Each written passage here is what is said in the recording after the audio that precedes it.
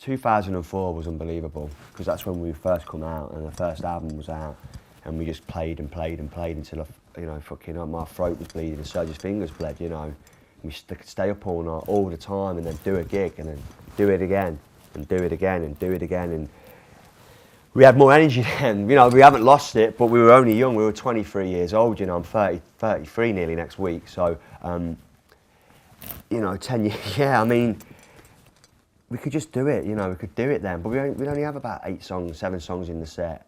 It was massive because that's what we wanted to get. It's one of those. It's a box you have to tick. You got to make the cover. And look, at 10 years old, I'm happy with the outfit. I'm happy with that. You could be embarrassed. 10 years is a long time, man. So yeah, I'm down with that. I remember when that come out, I went to WH Smith and brought about 5. Some of my parents did as well. But yeah, it just seems like yesterday. It's very, very, very strange. How quick time goes as well. We're the best band in Britain. What I'm seeing with a lot of, bands, young bands, they are considered. They wouldn't say shit like that because they know it might offend a few people or it might not kind of read great. Whereas we didn't care. I mean, we did all those interviews, like smashed. I mean, off our heads, But it kind of and it does wind people up. But that's a good thing, And I think maybe it's a time where everyone seems so considered. And they wouldn't dare say that shit. I mean, you don't really mean it. Well, I don't know what you mean, but it's worth. I think the honesty's far better than just being, we shouldn't say that. It's going to offend people. We used to read the NME and buy it. In the late 90s. It used to be big. It used to be bigger. It used to be massive. Like old fat. Yeah. Mum said one day we'll be on it. Yeah. Good times, man. We lived on a farm. That's when we first started upsetting a lot of journalists by saying we're the best band in the fucking world, So, and they probably still are upset because we're still here, which I love more than anything. We knew we did something incredible with that record.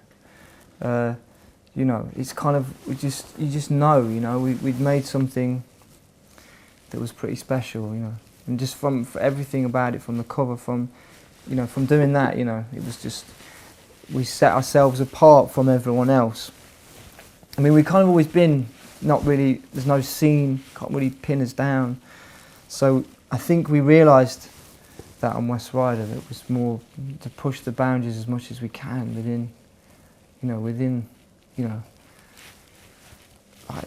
rock and roll band. Do you know what I mean? Because believe me, I'd love to, do like 15-minute experimental, BBC radiophonic music, and I will one day, but for making tunes for people to go insane to, that's, as good as it gets. My missus said to me, grow your hair like John Lennon did on the White Album, and like Ozzy Osbourne as well, like on Sabbath. So yeah, I did. It took fucking ages. It took about 15, 16 months to go like this, and I conditioned it and shampooed it every day because I had to, I didn't let it get that grey, but it's always straight. I never had it cut into, you know what I mean? So, and in the end, I just got a friend of mine come round to where I live, and I just said, take it off, and he just did it. And I've kept it in a bag.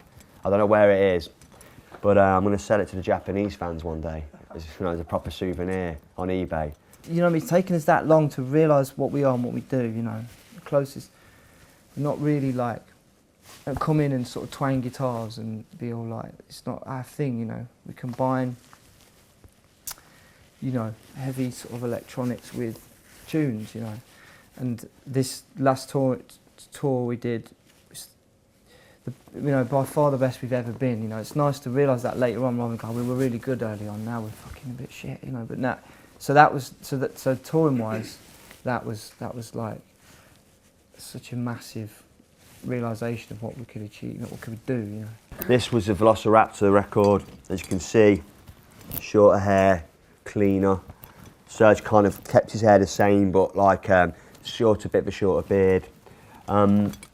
Yeah, what I love about this. This is my favourite cover of them all because it just fucking speaks. Look at it. It's volume, man. Look, I love that. Yeah. That's great, man. I love the schools and yeah, man. Just looking, it's just crazy, you know. It's just, you know, looking back on it all. Yeah, it's good, good. And with these new songs, these new tunes, I think, I don't know it's going to be insane. It's going to be insane, you know. I really think, I mean, the great thing is I don't actually care, like, because I'm so proud of what we've done. I don't really need validation from millions of albums and millions of gigs. I'm not really that bothered. Artistically, I know we've done something in this, you know, year that's forward thinking, and there's not many rock and roll bands I've heard do that for a long, long time. So.